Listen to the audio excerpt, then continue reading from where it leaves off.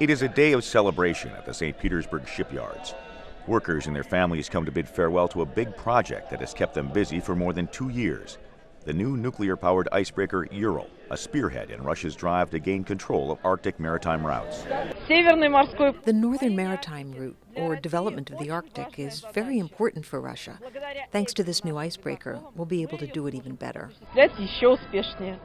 By 2035, Russia aims to build a fleet of 13 heavy-duty icebreakers, 9 of them nuclear-powered and built by the Russian state nuclear energy monopoly Rosatom.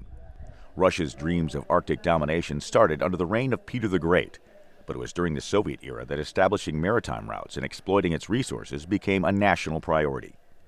After the fall of the Soviet Union, plans were abandoned, but under President Vladimir Putin, they are once more on Moscow's political agenda. The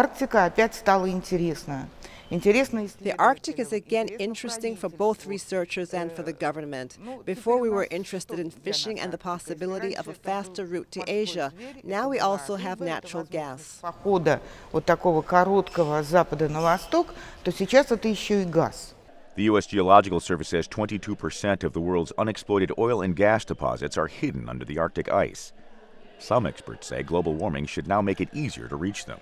В Арктике они наиболее чувствительны. Арктика очень чувствительна к изменениям природной среды.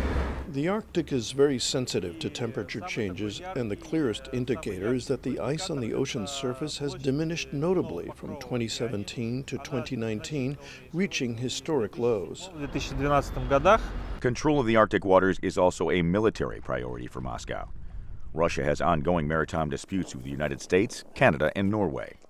There always were military bases there during the time of the Soviet Union. What we are seeing now, with the rise of a military presence, this is simply a re-establishment. The new nuclear-powered icebreaker gets a blessing from an Orthodox priest, and the first blow to its hull is not from the ice of the Arctic, but from a bottle of champagne,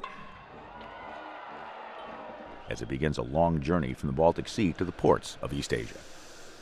For Ricardo Marquina in St. Petersburg, Russia, Jeff Custer, VOA News.